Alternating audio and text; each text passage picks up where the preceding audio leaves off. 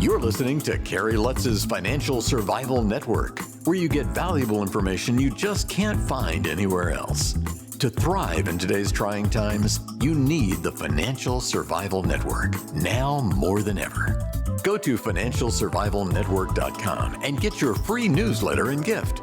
Financial Survival Network, now more than ever.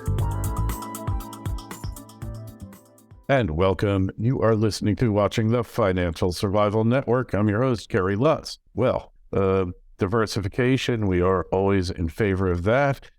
Perhaps country diversification is not a bad thing either. Maybe you need to be looking in different places. With us now is Reid Kirchenbauer, managing partner at Invest Asian. You probably know Reid. He was a co-star alongside Jim Kerry in the 2000 hit film, How the Grinch Stole Christmas. And hey, Reid, it's great to have you on the show. So hopefully the Grinch isn't going to pull the rug out from all of your investors over there in Southeast Asia. Hey, Kerry, it's great to be here. No signs of the Grinch yet. Haven't seen him in a good 2 decades. He's lurking. He's always around. You know that, don't you? Always around. Always wanting to ruin the show. But no, in seriousness, let's talk about the opportunities. First, how did you wind up in Southeast Asia? You're in Thailand now. You've got a fund in Cambodia. Besides good food, what's the attractiveness out there? Well, it's a long story. I pretty much packed my bags and moved to Southeast Asia the day after I turned 18. I went to university here where I am now in Thailand. I got a degree in finance. And the reason I originally came out here was more for what you get outside of school than inside. If you take an economics course at, say, the University of Calcutta, you'll be coming out of a similar textbook as you would anywhere else in the world. But I came here to Southeast Asia just to see how business operates in an emerging part of the world, make a few connections, which school's sometimes a good place for that, and more to get the experience outside school more than inside. And I had a little bit of money at the time. I did some television work, mostly commercials in the U.S. And of course, to invest money, you often need a bit in the first place. So I wasn't coming at things from nothing by the time I was over here in Thailand. And I started buying properties first in Thailand, but eventually all around the region, in Cambodia, in Singapore. So there's I've been here in Southeast Asia for a bit over a decade, and I help high net worth individuals diversify into this region is mostly what I do. Hey, so what is more cutthroat, working with an agent in Hollywood or working in the markets in Southeast Asia? Oh, in Southeast Asia, definitely, I would say. Things are very different, just the market in general from the U.S., for example. Like, there's no Zillow here. You can't... if you go to an agent, there's not exactly an MLS. So what I did, and now I have employees who help me with that, but what I did for a while was I'd get on the back of a motorcycle, drive around, and just look at for sale signs, because there's no, listing, so to speak. And that's how many of the best deals were, and to a large degree, a decade later, still are found, is word of mouth and just looking around. All right, that's pretty cool. So it's more cutthroat in the Wild East than it is in the Wild West. So are you working on any crypto at all in any of your travels? Oh, yes, I'm a big fan of crypto.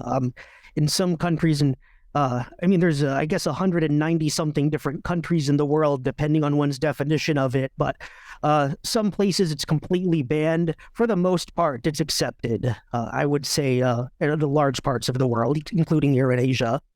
Yeah, well, hasn't been performing too great as of late. I expect a further drop because we have the Miami Bitcoin conference coming up, and that's always a sign that this thing is getting out of hand. So it's always a real negative for the crypto market. So real estate, what kind of real estate do you buy in these distant markets? And what about legal ramifications if somebody doesn't pay you? Do you just boot them out, or do you have to go to court?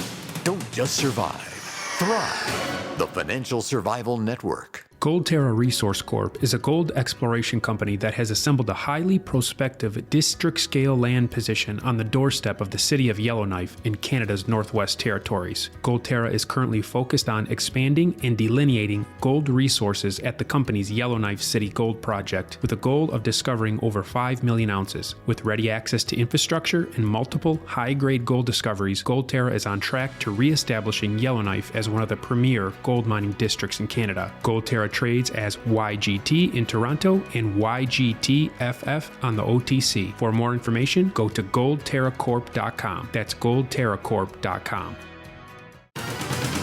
This is the Financial Survival Network. The information you need to thrive now more than ever.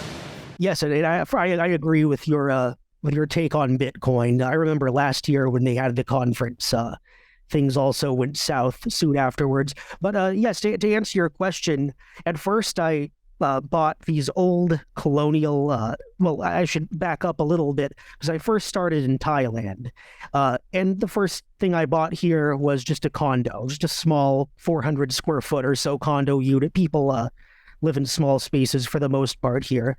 And I rented that out for a while. But the more I traveled around, the more I figured out that, well, Thailand's an emerging market, but places like Vietnam, Cambodia, Philippines are growing even quicker because Thailand is very much on the radar. It's the most, Bangkok, its capital, is the most visited city in the world by tourists, ahead of even Paris and London. So Thailand's very much on the radar. And I traveled around and started looking at Cambodia more. And the first things I bought, properties, I should say, were just colonial French shophouse style apartments. One's built because Cambodia was a French colony, and they have older apartments that are still in solid structural condition, but were built many decades ago, and I started renovating them. Soon afterwards, or in the following years, I should say, things took off a little bit, and I started buying things on a bit of a bigger scale. But yes, you just either you rent them out. I try to get between 5-10% yields. It's easier in some countries than others. But yes, sometimes, people won't pay you. Some countries, it's very difficult. Others are incredibly pro-landlord. You can just show up on the doorstep and kick people out. So it depends on where you are, I would say. Yeah, I guess it's like states in the United States. Some are very landlord-friendly and some are tenant coddlers, right? Exactly. Interesting. So where are you concentrating now? What kinds of properties are you buying now? Mostly larger landed apartment buildings, and trying to take things a bit from there. In the next few years, I hope to buy land and start developing property myself. And for my investors, that's really, I think, the way to do it. If you're investing on scale, which is a lot easier to invest on scale in a place like Thailand or Cambodia than it is in many U.S. markets. But things are difficult. It's not always easy doing business in a place where you likely don't speak the language, don't have any, perhaps have not had an experience investing internationally before. So it's not for the faint of heart, but there are a lot of opportunities in other parts of the world. It's a big world out there, emerging. What I found from my research is that most countries don't have the legal framework that's firmly in place for title issues, for transfers, for public records, all that. Like, in Thailand, I assume you can't run a credit check on somebody or a landlord check to see if they've been evicted before. Do I have that right? Yes, that's correct. There isn't any central database showing that information. The best you could probably do is hire like a private investigator, but that of course costs money, and I don't think most people would usually bother. So you're just rolling the dice. Yes, absolutely. There's tenancy problems in Thailand and anywhere in the world, I suppose. I will say that the most I've ever had anyone mess up my property was in Lakeway, Texas. So that's It's no less a civilized world, and they're still doing it. You know, what does that tell you? Yes, it's not easy being a landlord, just coming in, and it's easy to spend almost as much money as you're making. Hey, so what's your biggest challenge when you're investing abroad? The biggest challenge, I think, is simply making the purchase in the first place. Depending on where you're investing, you can't do it remotely in a lot of places. You'll have to fly out to Asia or wherever you happen to be buying property.